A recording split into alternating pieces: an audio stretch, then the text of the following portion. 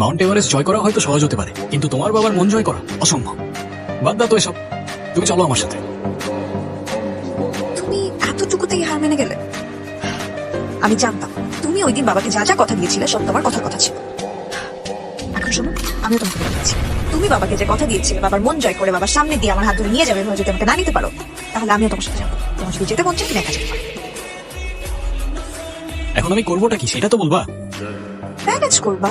তুমি না বললে তুমি বাবাকে ম্যানেজ করতে পারবা, তো করো ম্যানেজ। আরে কিভাবে করবো ম্যানেজ?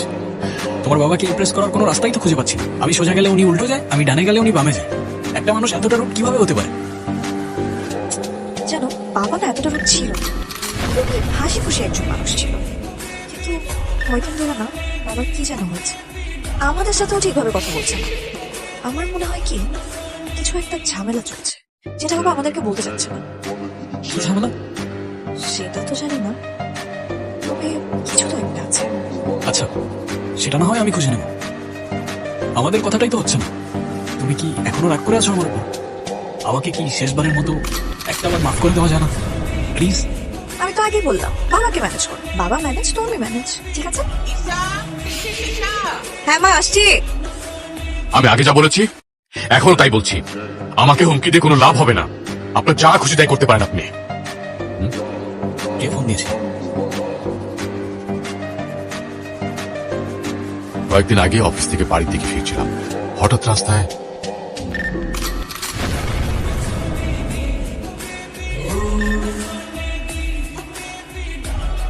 রাস্তার মাঝে পথ আসলে মানে কি? কে আপনি? নামটা না বলে পরেই জানবেন সাহেব। আপাতত এইটুকু জানো, আপনার সময়টা খুব একটা বেশি ভালো যাচ্ছে না। আকাশে মেঘ জমেছে, যে কোনো সময় বৃষ্টি আসতে পারে। আপনার সমস্যাটা কি? আমার সমস্যা মানে? সমস্যা বুঝে না, সমস্যা বুঝে না। ওনার সমস্যা হইল উনি দেশের সব থেকে বড় সৎ অফিসার। বড় ভাই খুইলা বলেন, বুঝে ফেলাইব। শোনেন স্যার, আপনার ছোট্ট একটা কলমের খোঁচা, সেটার অপেক্ষায় আমার এত বড় শপিং মলের প্রজেক্টের ফাইল ঝুলছে।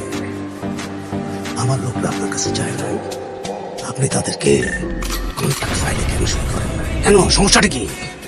ও আচ্ছা, এই ব্যাপার। কাইসার সাহেব, সমস্যাটা আমার না, সমস্যাটা আপনার নিয়তে। আপনি যেখানে শপিং মল করতে যাচ্ছেন ওই জায়গাটা জলভূমি ভরাট করা। কনস্ট্রাকশন কোড অনুযায়ী সেই মাটিতে 3 তলা বেশি ভাগ নেওয়ার ক্ষমতা নেই। আমি আপনার সাইট ভিজিট করেছি। আপনি 3 তলা জায়গায় ওখানে 10 তলার অনুমোদন চাচ্ছেন।